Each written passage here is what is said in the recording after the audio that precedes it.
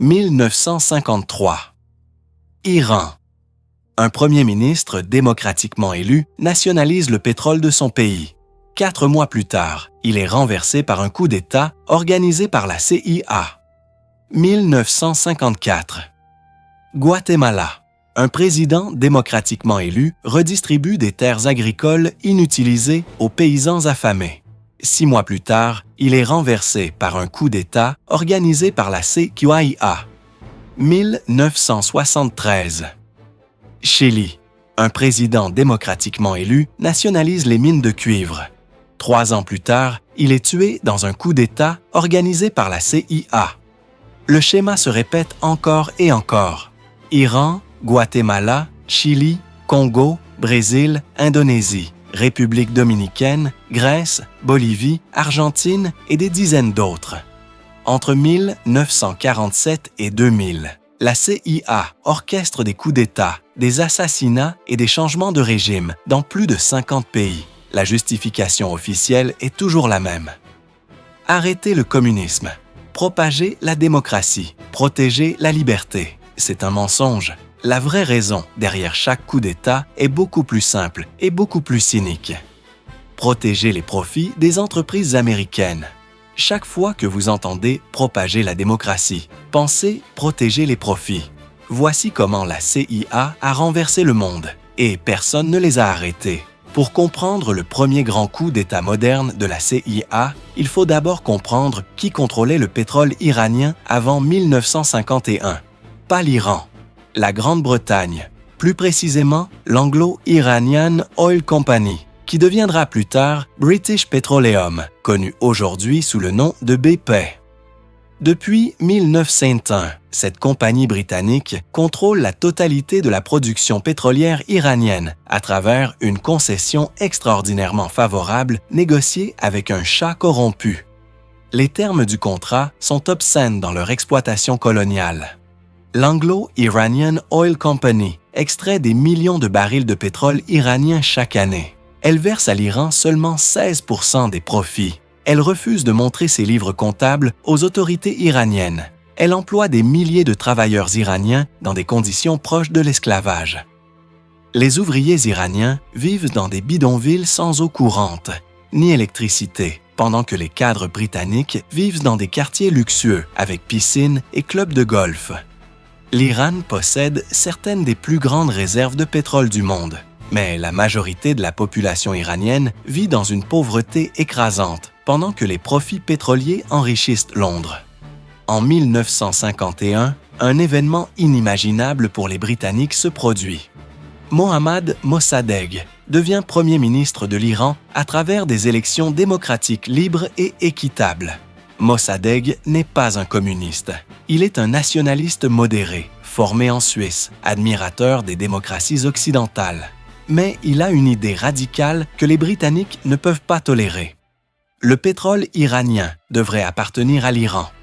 En mars 1951, le Parlement iranien vote la nationalisation de l'industrie pétrolière. L'Anglo-Iranian Oil Company est expropriée. L'Iran promet une compensation juste basée sur la valeur réelle des actifs. Mais l'Iran prendra désormais le contrôle de son propre pétrole et gardera les profits pour développer le pays. La réaction britannique est immédiate et furieuse. Le gouvernement britannique impose un embargo économique total sur l'Iran. La Royal Navy bloque les exportations de pétrole iranien. Les techniciens britanniques sabotent les installations pétrolières avant de partir. Londres gèle les avoirs iraniens dans les banques britanniques. L'objectif est clair, étrangler économiquement l'Iran jusqu'à ce que Mossadegh soit forcé de capituler et de rendre le pétrole aux Britanniques. Mais Mossadegh ne capitule pas. Il est soutenu par une population iranienne qui voit enfin un dirigeant défendre les intérêts nationaux contre l'exploitation coloniale. L'Iran souffre économiquement, mais refuse de céder. La Grande-Bretagne réalise qu'elle a besoin d'une solution plus directe et plus violente. Elle a besoin d'un coup d'État. Mais la Grande-Bretagne, en 1953, n'a plus les ressources militaires ni le capital politique international pour organiser seule un coup d'État en Iran. Elle a besoin de l'aide de son allié, le plus puissant. Les États-Unis. Le MI6 britannique présente un plan à la CIA. Opération Ajax. Renverser Mossadegh. Installer le Shah Mohammad Reza Pahlavi comme dictateur absolu. Restaurer le contrôle occidental sur le pétrole iranien. Les Britanniques vendent l'opération aux Américains non pas comme une défense des profits pétroliers britanniques, ce qui ne convaincrait jamais Washington, mais comme une bataille cruciale contre l'expansion communiste soviétique. Ils affirment, sans aucune preuve crédible, que Mossadegh est sous influence communiste et que l'Iran est sur le point de tomber dans l'orbite soviétique. C'est un mensonge délibéré. Mossadegh est un anticommuniste convaincu qui a même interdit le Parti communiste iranien, Tudeh, de participer à son gouvernement. Mais en 1953, au début de la guerre froide, la simple mention du communisme suffit à convaincre Washington de participer à n'importe quelle opération. La CIA accepte de diriger le coup d'État. Le directeur de l'opération est Kermit Roosevelt Jr., petit-fils du président Theodore Roosevelt. En août 1953, Roosevelt arrive à Téhéran avec des valises remplies de millions de dollars en espèces. L'argent sert à soudoyer des officiers militaires iraniens, des journalistes, des membres du clergé, des chefs de gang et des hommes politiques corrompus. La CIA organise des manifestations de rue violentes déguisées en soulèvement populaire contre Mossadegh.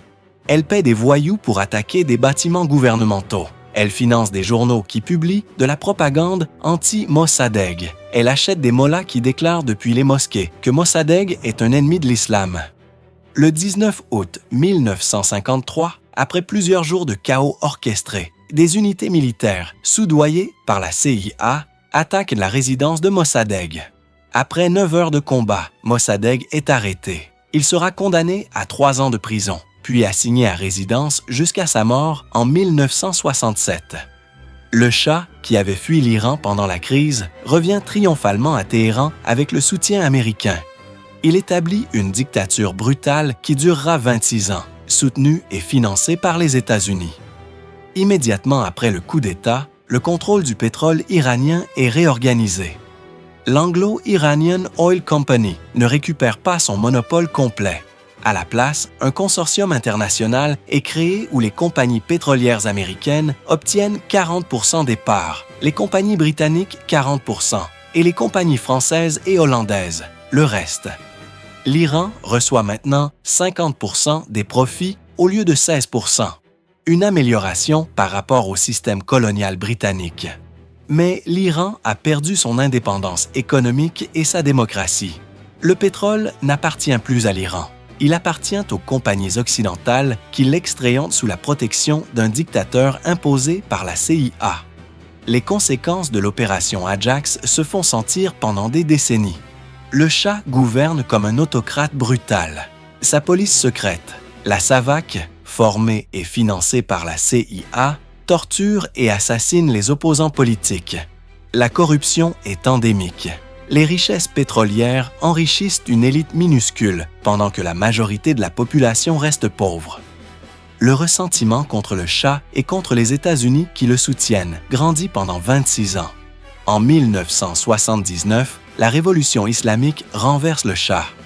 L'ayatollah Khomeini établit une théocratie islamique farouchement anti-américaine. Des étudiants iraniens prennent en otage 52 diplomates américains pendant 444 jours. Les relations américano-iraniennes entrent dans une hostilité qui dure jusqu'aujourd'hui, plus de 40 ans après la Révolution.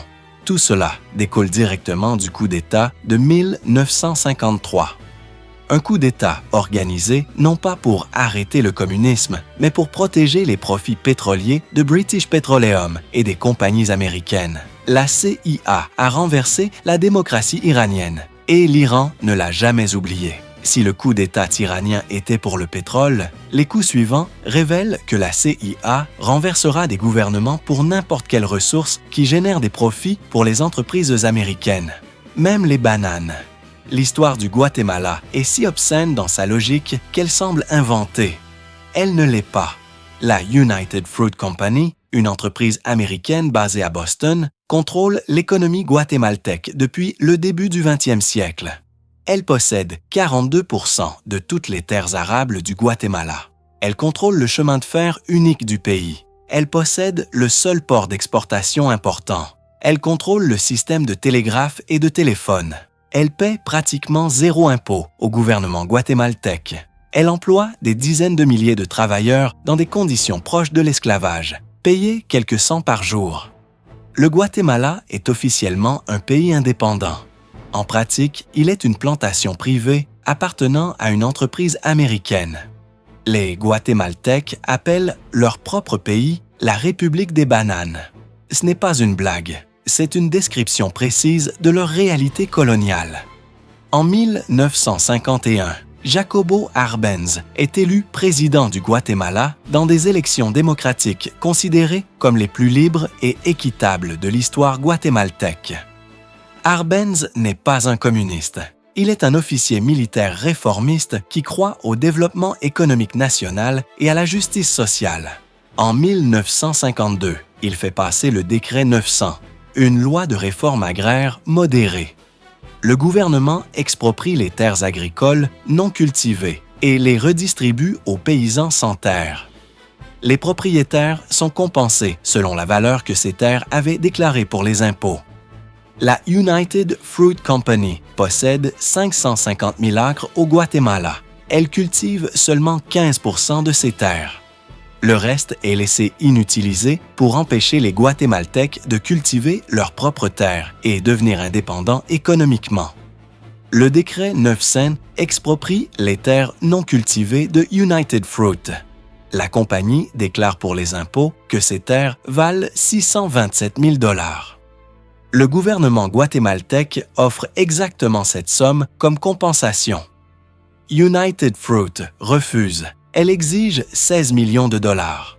Pourquoi la différence? Parce que United Fruit mentait systématiquement sur la valeur de ses terres pour éviter les impôts. Maintenant qu'elle doit être compensée selon ses propres déclarations fiscales frauduleuses, elle crie au vol. United Fruit ne se bat pas seul. Ses dirigeants ont des connexions extraordinaires au plus haut niveau du gouvernement américain. Le secrétaire d'État John Foster Dulles avait travaillé comme avocat pour United Fruit. Son frère Alan Dulles, directeur de la CIA, possédait des actions dans United Fruit. Le sous-secrétaire d'État pour les affaires interaméricaines avait siégé au conseil d'administration de United Fruit. Le lobby de United Fruit à Washington est si puissant qu'il transforme une dispute commerciale privée en crise de sécurité nationale américaine. United Fruit finance une campagne de propagande massive dans les médias américains présentant Arbenz comme un agent communiste dangereux sur le point de transformer le Guatemala en base soviétique en Amérique centrale. C'est un mensonge total. Arbenz a des relations diplomatiques normales avec l'Union soviétique, mais son gouvernement est clairement démocratique et nationaliste, pas communiste. Mais la propagande fonctionne. Le président Eisenhower autorise la CIA à renverser Arbenz. Opération PBSUCESS. La CIA recrute, arme et entraîne une armée de mercenaires au Honduras voisin. Elle lance une campagne de guerre psychologique avec de fausses émissions radio annonçant des invasions massives qui n'existent pas. Elle bombarde Guatemala City avec des avions fournis par la CIA pour terroriser la population. Le 27 juin 1954, l'armée guatémaltèque, dont les officiers ont été soudoyés par la CIA, refuse de défendre le gouvernement démocratiquement élu. Arbenz démissionne et s'exile. La CIA installe le colonel Carlos Castillo Armas comme dictateur. Armas annule immédiatement la réforme agraire. Il rend toutes les terres à United Fruit. Il interdit les syndicats et les partis politiques. Il arrête et torture des milliers d'opposants. Il inaugure 40 ans de dictatures et militaires brutales et de guerres civiles qui tueront plus de 200 000 Guatémaltèques. Majoritairement des paysans mayas indigènes massacrés systématiquement par des régimes soutenus et armés par les États-Unis. Tout cela pour protéger les profits d'une compagnie de bananes. 1973. Chili. Salvador Allende devient président dans des élections libres et démocratiques. Allende est un socialiste démocratique qui promet de nationaliser les industries clés chiliennes, incluant les mines de cuivre contrôlées par des entreprises américaines comme Anaconda et Kennecott. Le cuivre représente 80% des exportations chiliennes. Les compagnies américaines extraient ce cuivre depuis des décennies en payant des royalties minuscules au Chili.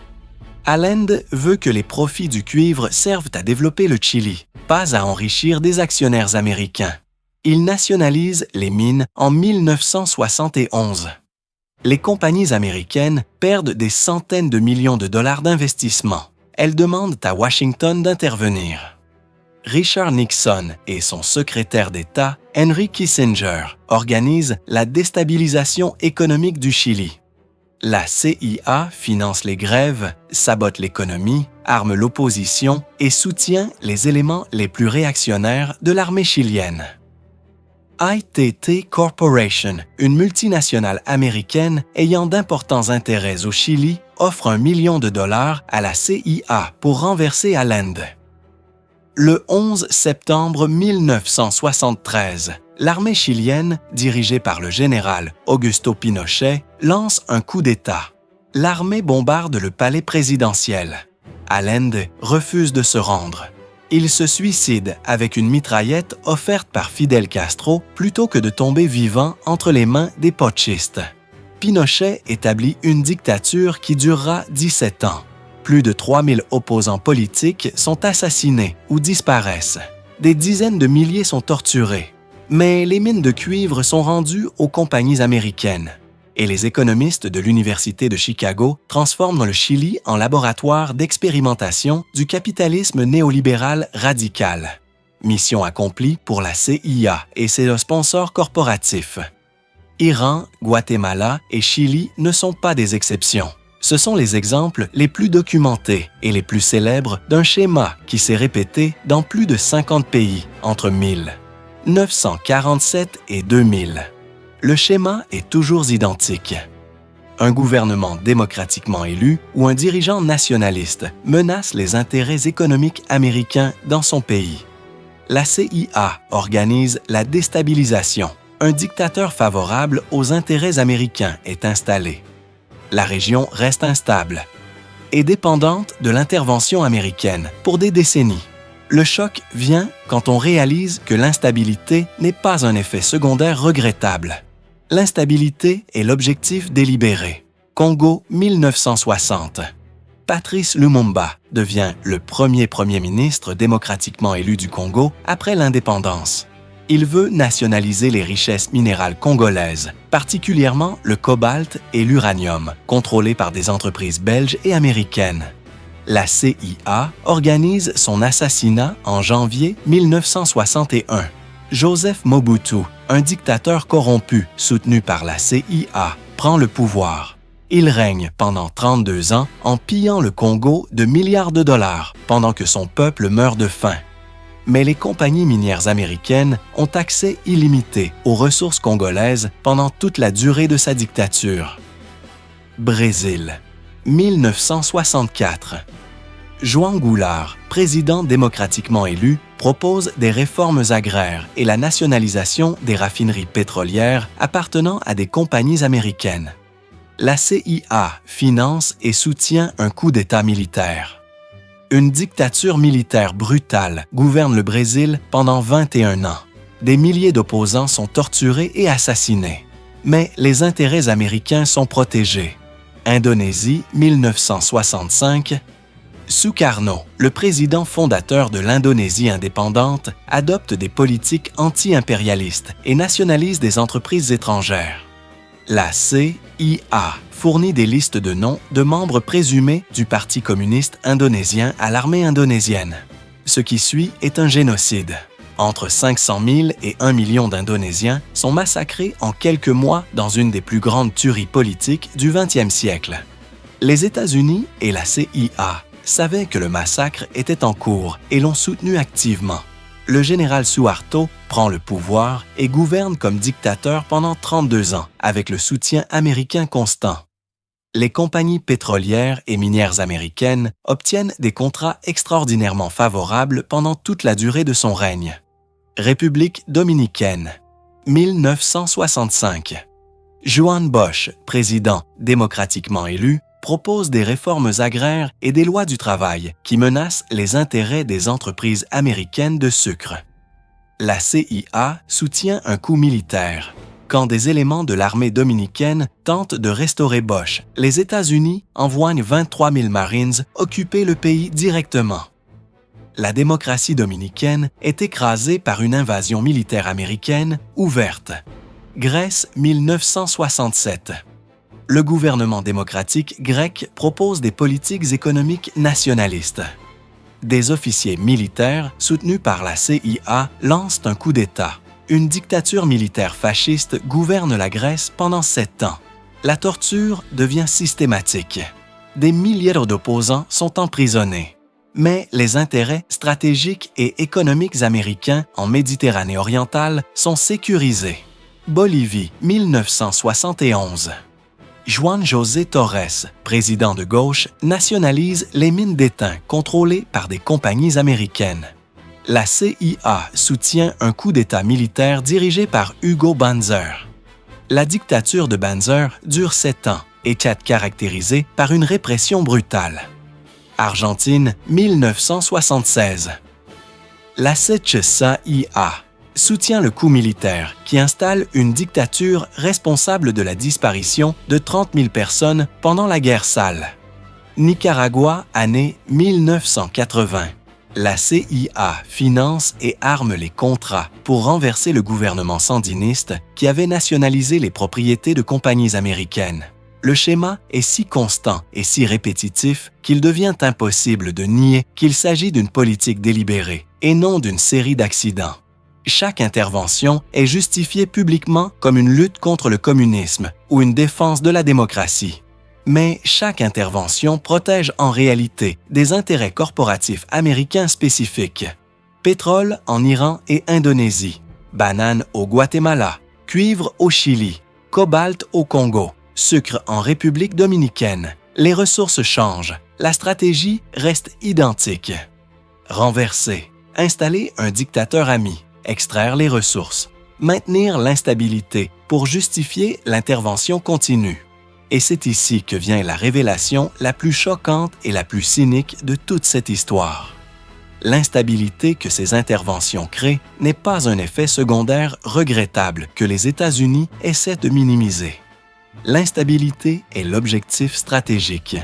Un pays stable et prospère avec un gouvernement démocratique fort ne dépend pas des États-Unis. Il peut négocier des accords commerciaux équitables. Il peut nationaliser ses ressources. Il peut résister aux pressions américaines. Un pays instable, divisé, appauvri, dirigé par un dictateur corrompu, dépendant du soutien militaire américain pour rester au pouvoir, n'a aucun pouvoir de négociation. Il accepte n'importe quelles conditions que les États-Unis et les corporations américaines imposent. L'instabilité transforme les pays en États clients permanents. C'est exactement la même stratégie que l'Empire ottoman utilisait avec ses frontières. Maintenir une instabilité contrôlée qui justifie votre présence et crée une dépendance permanente. Pourquoi personne n'a arrêté la CIA? Plusieurs raisons. Premièrement, la plupart de ces opérations étaient secrètes au moment où elles se produisaient. Le public américain ne savait pas que sa CIA renversait des gouvernements démocratiques au nom de compagnies de bananes. Deuxièmement, la guerre froide fournissait une couverture morale parfaite. N'importe quelle intervention pouvait être justifiée comme lutte contre le communisme soviétique.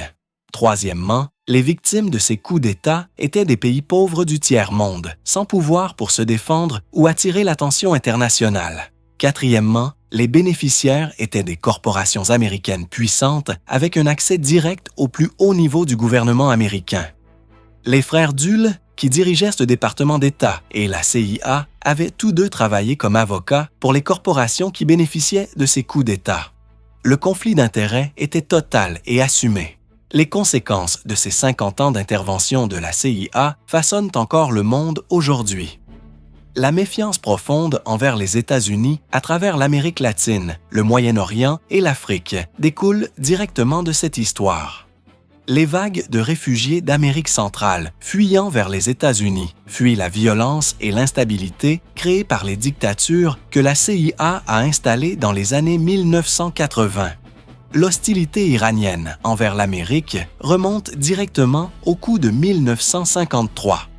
Chaque fois que les États-Unis parlent de propager la démocratie ou de défendre la liberté, des millions de personnes à travers le monde se souviennent de l'Iran, du Guatemala, du Chili, de l'Indonésie et de tous les autres pays où la CIA a écrasé la démocratie pour protéger des profits corporatifs. La CIA a renversé 50 gouvernements et personne ne les a arrêtés, parce que ceux qui auraient pu les arrêter étaient précisément ceux qui en profitaient.